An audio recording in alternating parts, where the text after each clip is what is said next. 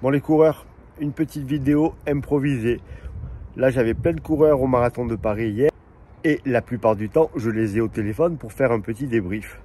Et une fois de plus, je viens d'avoir une coureuse qui a fait l'erreur qu'il ne fallait pas faire. Et j'ai envie de vous en parler. Je l'ai dit dans 50 vidéos, je l'ai expliqué à tous mes coureurs, mais malgré tout, on a toujours le problème qui se pose, encore plus sur les nouveaux marathoniens. Alors, cette coureuse, elle a fait une préparation parfaite. Elle a fait tout ce que je lui disais de faire. Vraiment une super préparation sur 4 mois. Vraiment, je la félicite. Par contre, sur la fin, bien sûr, elle a commencé à avoir peur. Et quand on commence à avoir peur, on fait quoi? On commence à poser des questions à droite à gauche.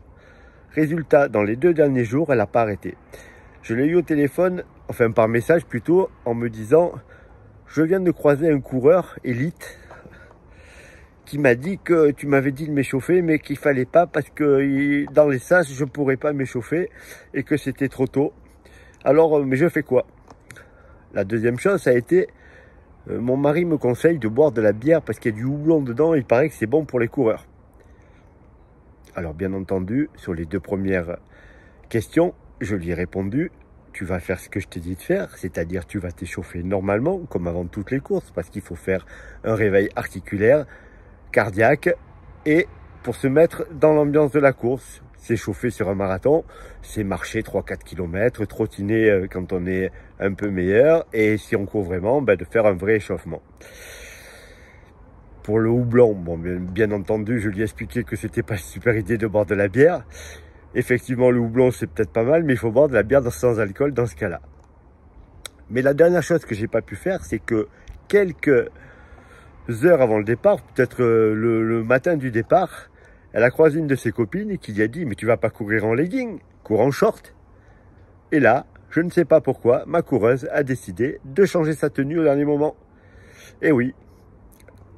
Pourquoi? Aucune idée. Alors que j'ai bien expliqué à tout le monde pendant des semaines, pendant des mois, qu'on testait 100% de son matériel bien avant sur les sorties longues, sur la sortie semi-marathon que je leur fais faire. Et là, donc, elle a mis un short au dernier moment. Et résultat, au bout de 10 bornes, le short, il a commencé à la brûler. Et il a pourri sa course jusqu'à la fin. Tout ça parce qu'elle a croisé quelqu'un qui lui a dit « Ah, mais tu devrais mettre un short. » Et elle savait qu'il fallait pas le faire, qu'il fallait pas changer. Mais elle était tellement dans le doute, elle avait tellement peur qu'elle s'est dit « Oh là là, mais peut-être qu'elle a raison, peut-être que je vais avoir trop chaud, je mets le short. » Elle a complètement oublié toutes les consignes que j'avais pu lui donner. Et résultat, au 14e kilomètre, elle a commencé à être brûlée par son short et elle s'est demandé comment elle allait aller au bout. Elle a été au bout, elle a été un peu moins vite que prévu, mais elle a fait une très belle course.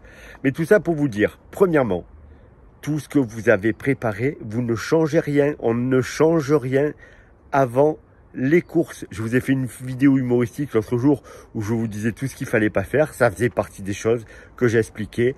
Le coureur qui achète des affaires la veille, alors, il peut même avoir des affaires à lui, mais s'il les a pas testées en course, il faut laisser tomber ça. C'est pas possible. Ensuite, autre chose super important, vous n'écoutez personne. Vous avez soit décidé quelque chose, soit votre coach vous a donné des informations et vous n'écoutez que votre coach. Vous allez aller jusqu'au bout de la démarche. Si jamais ça se passe pas bien, si vous considérez que votre coach vous a pas donné les bonnes informations, vous changez de coach. Sinon, vous l'écoutez à 100%. Vous pouvez croiser un champion olympique qui vous dit de mettre des tongs, vous n'allez pas mettre des tongs si votre coach vous a dit de ne pas mettre de tongs.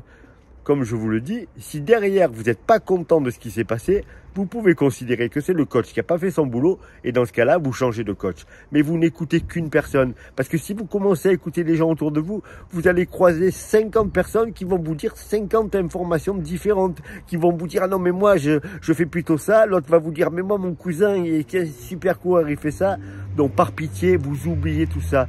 Vous avez votre plan de course, vous avez votre allure de course, vous avez votre tenue de course que vous avez testée et vous n'écoutez plus personne. Faites-vous confiance.